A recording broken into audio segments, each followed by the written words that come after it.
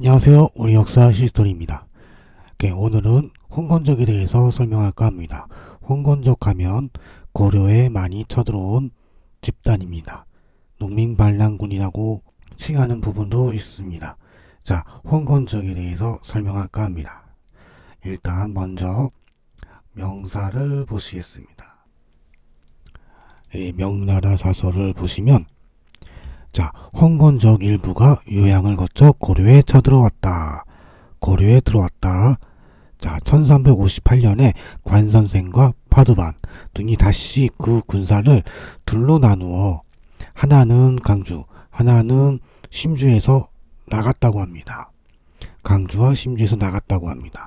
강주와 심주, 그 다음에 태행을 넘어서 요주와 노주를 격파하고 드디어 긴영을 함락하고 보정을 공격하였으나 이기지 못하였고 완주를 함락하고 대동과 흥하 등 세외의 여러 군을 약탈하였으며 상도를 함락하고서도 여러 궁전을 파괴하고 요양으로 다시 옮겨와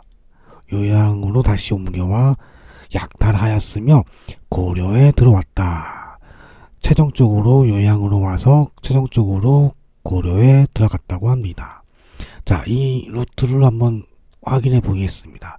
일단 관선생과 파두반이 강주에서 심주에서 나갔다고 합니다. 군사를 이끌고 강주와 심주에서 나갔다고 하니까 그것을 먼저 확인해 보시겠습니다. 강주, 제가 표지 지도를 보시면 한반도 대륙이 있습니다. 산서성을 보시면 강주, 심주, 노주, 요주로 이렇게 표시를 했습니다. 자, 강주를 먼저 보시겠습니다. 강주에 보시면 요 위치가 강현 있습니다.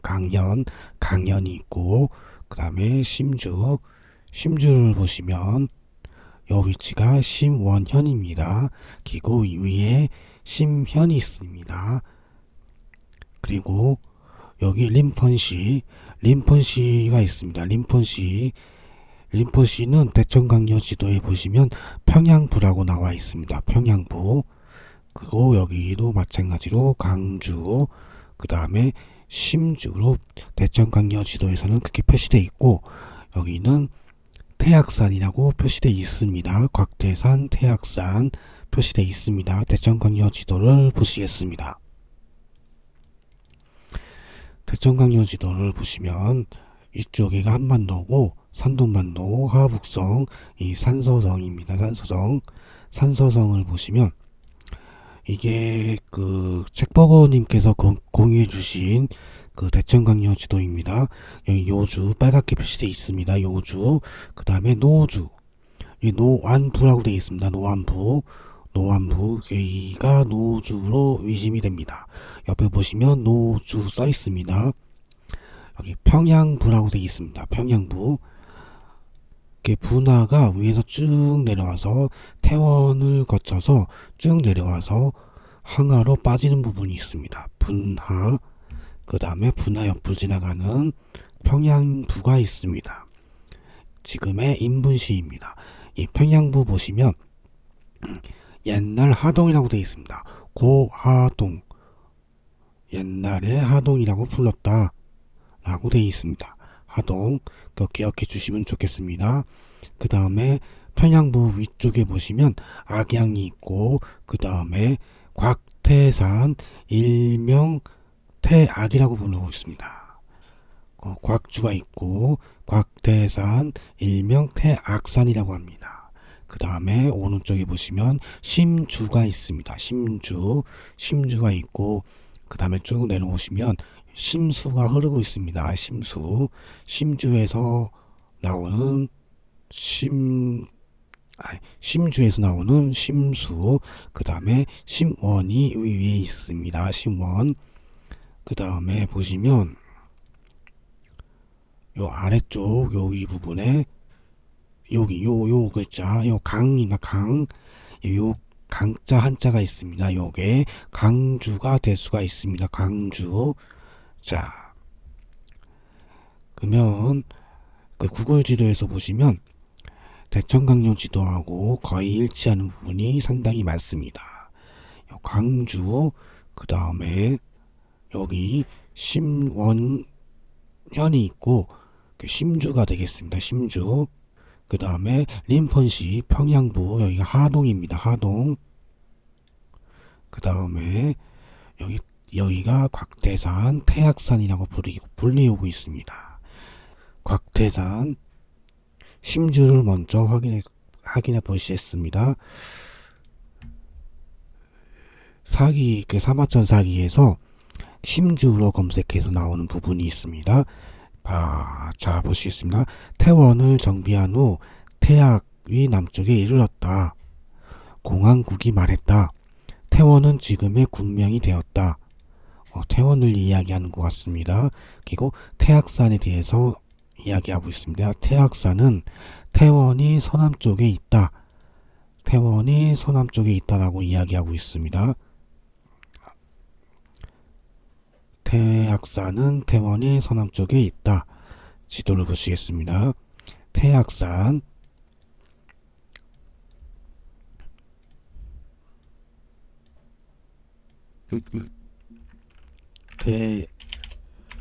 태악산, 요 위치가 태원입니다. 태원의 서남쪽에 태악산이 있다고 합니다. 자, 사설을 더 보시겠습니다. 산의 남쪽 등이 나오고, 악은 태악산이니 기주의 진산인 곽태산이다. 태악산이 곽태산이라고 이야기하고 있습니다. 살피건대 지리지에는 곽태산은 하동군 채연의 동쪽에 있다라고 하고 있습니다. 하동군 동쪽에 있다. 채연이 동쪽입니다. 지도를 보시겠습니다. 림펀시, 아까 전에 봤듯이 평양부가 옛날에 하동군이었다라고 이야기하는 부분이 있어서 지금의 림펀시가 하동군이었을 가능성이 상당히 큽니다. 하동군의 동쪽, 채연은 위쪽에 있을 가능성이 크고, 하동군, 채연, 동쪽에 태악산이 있다, 곽태산이 있다 라고 이야기하고 있습니다. 계속 보시겠습니다. 곽태산은 심주 심원현의 서쪽 7, 80리 있다라고 나와 있습니다. 심주, 심원현, 서쪽 7, 80리 지도를 보시면 심주 서쪽에서 7, 80리 있다라는 부분이 있어서 심주의 서쪽 태악산이 있습니다. 거리를 따졌을 때 38km 정도 나오는데 7, 80리 옛날 기준으로 따졌을 때 1리가 540m를 기준으로 따지면 거의 비슷할 가능성이 큽니다. 심주의 서쪽으로 7, 80리에 태악산이 있다 라고 이야기하고 있습니다. 아까 전에 말씀을 안 드린 게 있는데, 대천강령 지도에서 보시면 태악산 일명 이거 말했나? 그렇게 나오고 있습니다. 요 위쪽 부분, 요 산, 평양의 위쪽 부분, 오른쪽 윗부분에 곽태산이 표시되어 있고, 여기도 마찬가지로 림펀시 평양부 오른쪽 위쪽에 태악산이 표시되어 있습니다. 현재 검색해도 태악 마운틴이라고 나와 있습니다. 태악산. 자, 광주하고 심주에서 홍건적들이 나왔다고 합니다. 나와서 어디로 가냐? 나와서 명사를 계속 보시면 태행을 넘어서 요주와 노주를 격파했다고 합니다. 태행이라고 하는 부분에 있어서 지금의 태행산맥은 이쪽 부분을 이야기하고 있습니다. 이쪽 부분을 이야기하고 있지만 그때 당시에 옛날에는 심주 이 안쪽을 태행이라고 말할 가능성이 상당히 큽니다. 정확한 건 아니지만 제 짐작입니다. 제 생각이고, 그 다음에 심주에서 강주로 나와서 이 태학을 넘어서 노주와 요주를 공격했다고 합니다.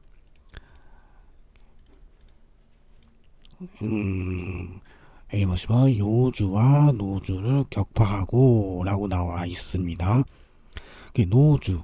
노주를 보시면 아까 저 대청강령지도에서도 말씀드렸듯이 여기 노주가 있고 노안부가 있습니다. 노주, 그 다음에 여기 밑에 택 있습니다.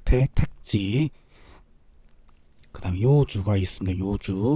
요주는 요 위쪽에 여기 요양진이 있고 요 밑에 요성향이 있습니다. 그렇기 때문에 이쪽이 요주가 될 수도 있고 밑에가 요주가 될 수 있지만 위쪽에가 요주가 될 수 있다라고 생각이 듭니다. 그러면 강주에서 나왔고 심주에서 나와서 노주와 요주를 격파했다. 강주에서 나와서 위쪽으로 올라가고 또 심주에서 나와서 위쪽으로 올라갔을 가능성, 심주에서 나와서 노주를 합침해서 요주까지 같이 공격했다라고 보여지는 부분이 있습니다. 황건적에 공격하는 루트를 이야기하고 있습니다. 자, 명나라 사설을 계속 보시면 노주와 요주를 격파하고 긴영을 함락하고 보정을 공격하였으나 이기지 못하고 완주를 함락했다고 합니다. 긴영과 보정, 완주는 어디인지는 모르겠습니다. 하지만 다음에 나오는 대동과 흥하를 이야기하고 있습니다. 대동과 흥하. 그럼 긴영과 원주는 위쪽이 아니었을까라는 생각을 해보고 이쪽으로 올라가서 그 다음에 대동시가 있습니다.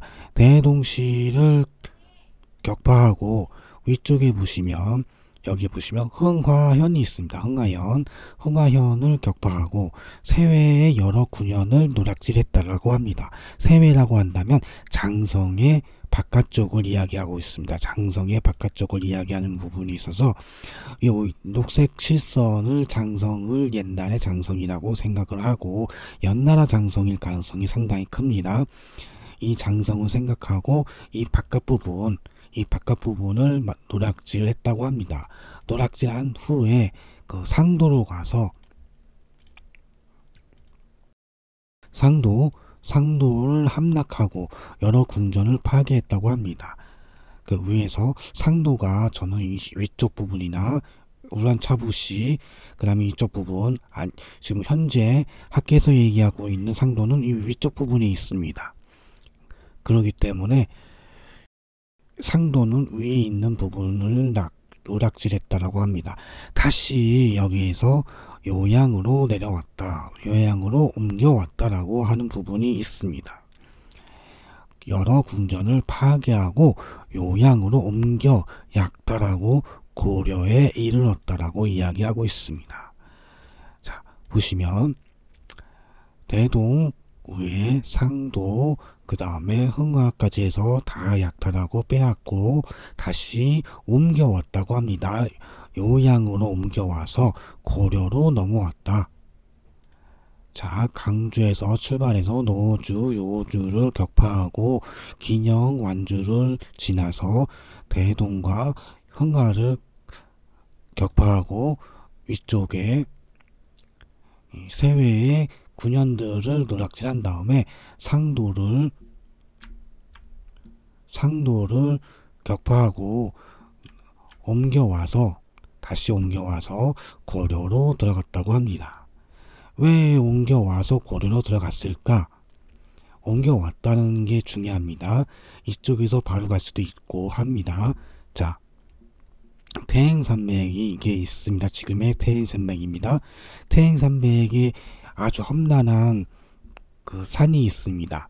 그래서 위쪽에서 넘어오는 길도 있지만 여기는 한번 막으면 잘 뚫기 힘든 곳입니다. 여 밑에 부분도 마찬가지입니다. 산세가 험해서 뚫기 힘든 부분이 있습니다. 그 위쪽 부분 여기 그 백석산이 있는 데까지 해서 백석산이 여 밑에 있습니다. 백석산이 있는 데까지 해서 이 또 성벽이 쭉 쌓여 있습니다. 그리고 이 밑에 부분은 산이 너무 험난해서 넘어오기 힘들고 마찬가지로 쭉 나와 있습니다. 요양 요화를 건너서 고려로 넘어오기가 상당히 수월한 부분이 있습니다. 이 위쪽 부분, 밑에 부분에 있어서 상당히 넘어오기 편한 구간이 있기 때문에 다시 이쪽으로 옮겨와서 고려로 넘어왔다고 생각이 듭니다. 이렇게 명나라 사서이기 때문에 지명이 상당히 남아 있습니다. 지명이 상당히 남아 있는데 만약에 고려가 한반도라고 생각을 한다면 요 위에 상도까지 노략질 한 다음에 위쪽 여기 요양으로 옮겨와서 일로 갔다라고 이야기하는 부분이 있어서 여기 이 부분이 너무 아무것도 없었다, 아무 군사가 없었다라고 생각한다면 이상합니다. 이쪽 부분에 있어서 여기를 공격하지 않고 그냥 넘어왔다 라고 말한다는 것은 상당히 말이 맞지가 않습니다. 그리고 여기 하북성이 있는데 이쪽 부분을 공격하지 않고 산서성 위쪽으로 해서 고려로 바로 넘어왔다. 뭐 천리 행군한 훈련도 아니고 이상한 짓 할 리가 없지 않습니까? 차근차근 공격해야 뒤통수를 안 맞기 때문에 그렇습니다. 원나라가 있다면 뒤통수를 때릴 수가 있지 않습니까? 그렇게 생각이 들기 때문에 한반도에 고려가 있다는 생각은 접어두셔야 할 것 같습니다. 자, 하남성과 산동성 일대에서 홍건적이 처음에 분기를 했다고 합니다. 자, 보시겠습니다. 고려사를 보시면 홍건적 창궐하자 원승상 뭐가 우리 군대에 파견을 요청했다고 합니다. 평강 부원군 최하중이 원내에서 돌아와 평강 최씨입니다. 지금 평강 최씨가 있습니다. 그 원에서 돌아와 승상 탈탈 톡토의 말을 전하기를 내가 황제의 명령을 받아 남쪽 원정을 떠나니 국왕께서는 마땅히 정예군을 보내주셔야 합니다. 라고 이야기합니다. 그러니까 고려의 국왕한테 최중하가 말하기를 황제의 명령이 군사를 내어서 홍건적을 공격할 거니 군사를 내어달라고 이야기하고 있습니다. 이쪽 부분을 보시겠습니다. 최하중이 원나라에서 돌아왔다고 합니다. 원나라 대도에서 고려 개경까지 돌아왔다. 그 다음에 다시 군사를 받아서 백한 다음에 대도를 다시 지나서 홍건적을 공격하러 갔다.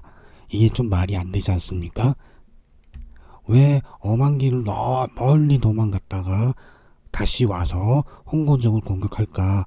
이 부분에 있어서 상당히 어이가 없다고 생각이 듭니다. 자, 하북성이 고려 땅이었다. 하남성은 원나라 땅이었고 이쪽 강소성, 산동성 다 고려 땅이었다 라고 생각한다면 원나라 대도가 서안시라고 생각을 됩니다. 서안시에서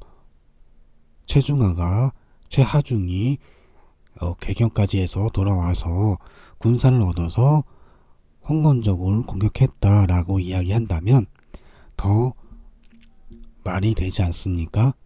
이게 더 일리가 있습니다. 상도도 마찬가지입니다. 상도에서 개경으로 와서 밑으로 홍건적을 공격하러 갔다. 아니면 산서성 쪽으로 홍건적을 공격하러 갔다라고 이야기할 수가 있습니다. 이 부분에 있어서는 아무도 이 지리적 위치에 대해서는 반박하기가 힘들 겁니다. 한반도보다는 더 현실성이 있다라고 생각이 듭니다.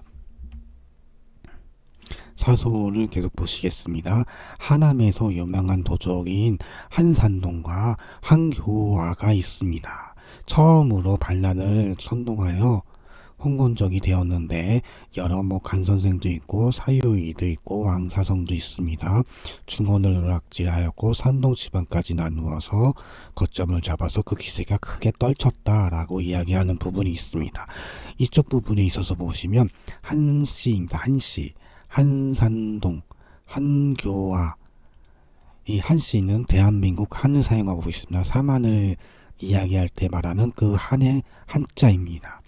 과연 이 한산동이 원나라 사람이었을까? 아니면 화족 사람이었을까? 한족이었을까? 이게 고려 사람이 아니었을까? 고려 사람이었는데 원나라에 갔다가 있었던 사람이 아니었을까라는 생각을 해봅니다. 한산동, 한교화. 지도를 보시면 하남성이라고 합니다. 하남성에 한선동과 한교화가 있다고 합니다. 고려에 있어야 하는 이 한씨가 여기까지 올 리가 없지 않습니까? 옛날에 이 하남성이 고려 땅이었기 때문에 원나라의 침략을 받아서 이 일반 주민들은 피난을 못 가고 그냥 남아있던 사람들, 일반인들이 남아있던 사람들이 한씨가 있었다. 귀족이라고 하더라도 다 넘어가지 않았기 때문에 여기 남아있을 가능성이 상당히 큽니다. 여기에 있던 한나라가 아닌 한나라의 한을 사용하고 있지 않은 그러니까 대한민국 한을 사용하는 한시성을 가진 사람이 이쪽에 있었지 않았을까라는 생각을 해봅니다. 이 고려사를 계속 보시겠습니다. 고려사 협박글입니다. 홍건적이 협박하는 글을 보내왔다라고 합니다. 자, 홍건적은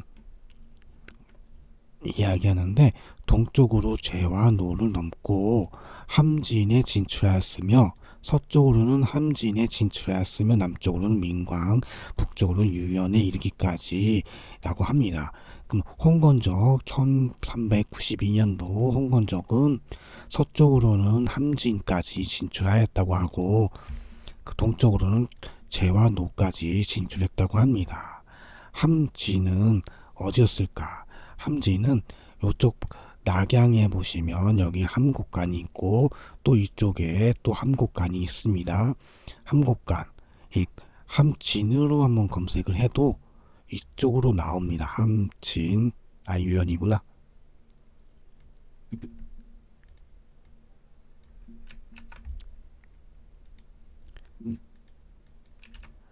함진으로 검색하면 여기가 한나라 때 함곡관이고 여기는 그냥 함곡관이라고 써 있습니다. 이 부분까지 홍건적이 차지했다라고 이야기하고 있습니다. 그리고 산돈성 노와 제를 넘어서 산동성까지 차지했다. 넘었다라는 이야기에 있어서 넘었으면 바다인데 그 노와 제를 다 차지했다라고 이야기해야 되지 넘었다라고 이야기하는 부분이 있어서 그 넘은 다음에도 땅이 있다라고 생각 들게 만드는 그 글의 내용입니다. 노와 제를 넘어서 또 땅이 있다라고 이야기하는 부분입니다. 이 부분에 있어서는 너희와 우리하고 붙어있다, 접견돼 있다라고 이야기하고 있는 것 같습니다. 자, 중원을 회복했다고 합니다. 하남성을 회복했다라고 하고 있는 것 같습니다. 지도를 보시면 고려, 하북성, 산동성, 강소성 이 일대를 고려라고 한다면 이 홍건적이 고려한테 협박하는 글을 보냈다고 생각할 수가 있습니다. 요만큼 땅을 차지했다고 해서 한반도에 있는 고려한테 협박을 하는 경우가 있을까? 이 큰 바다가 가로막고 있기 때문에 협박한다고 해서 통할까라는 생각을 해봅니다. 바다가 가로막고 있기 때문에 통할 일이 없습니다.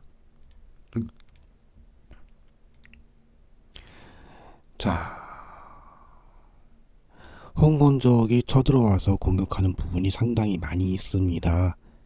많이 있는데 좀 어이가 없는 게 딱 두 가지가 있습니다. 어이가 없는 게 두 가지. 홍건적 10만 명이 삭주를 침략했다라고 합니다. 삭주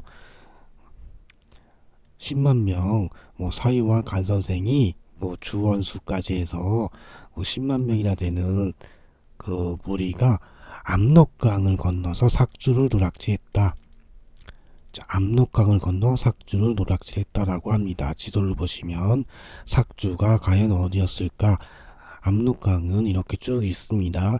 압록강을 건너서 여기 이 부분이 삭주가 지금 있습니다. 삭주. 여기에 요 조그만 땅에 10만 명이 쳐들어왔다고 합니다. 10만 명이 쳐들어왔다고 합니다. 크기가 10km도 안 됩니다. 여기까지 이게 10km입니다. 노란색 시선이 10km입니다. 이 작은 동네에 10만 명이 쳐들어왔다. 말이 되지 않습니다. 그리고 개경에 상당히 많은 홍건적이 쳐들어와서 차지하고 있었던 상태입니다. 자, 개경을 다시 수복하는 사서의 내용입니다. 누가 우리 태조 이성계만을 이야기하고 있습니다. 친병 2,000명을 거느리고 용기를 내어 공격하여 먼저 성에 올라가 적을 크게 격파하였다고 합니다. 이성계를 자랑을 합니다. 이성계의 큰 업적이 있었기 때문에 이 사서의 내용을 빼지 않고 이렇게 적어놨다고 보입니다. 만약에 이성계의 큰 업적이 없었다면 이 사서의 내용은 아마 기록하지 않았을 가능성이 상당히 큽니다.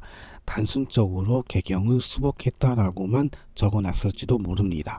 자, 일단은 이성계가 먼저 성벽을 올라서 먼저 공격했고 그 적을 일단은 어떻게 해서 뺏었는지는 나와 있지 않습니다. 자, 올라가서 공격하니까 시체가 성에 가득 찼으며 머리를 베어 죽인 것이 무려 10만 여급이었고 라고 합니다. 죽인 것, 그러니까 적을 죽인 사람만 10만 명이라고 합니다. 그리고 많은 금은보화를 획득했고 그 다음에 잔당인 파두반이 도망을 갔다고 합니다. 10만 명이 도주하여 압록강을 건너가 버리니 라고 되어 있습니다. 그러니까 토탈 죽은 사람은 10만 명, 도망간 사람은 10만 명, 토탈 20만 명이 개경 안에 있었다고 합니다. 홍건적 20만 명이 개경에 있었다고 한다면 그 작은 개경에 20만 명이 있었다고 한다면 일반 시민들도 있었을 것이고 일반 국민들도 있었을 것인데 과연 개경에 얼마나 많은 숫자가 있어야 하는가라는 생각을 해봅니다. 개경을 보시면 그게 큰 동네가 아닙니다. 개경. 큰 동네가 아니기 때문에 여기에 적어도 몇십만 명이 있었다라고 합니다. 요 안에. 즉 여기 직선거리로 5km 정도가 됩니다. 5km 정도 되는데 요 안에 몇십만 명이 있었다. 그 말이 되지 않습니다. 그렇기 때문에 이 개성은 아니라고 생각이 듭니다. 개성하면 거의 평지이고 북쪽에 산이 있고 지금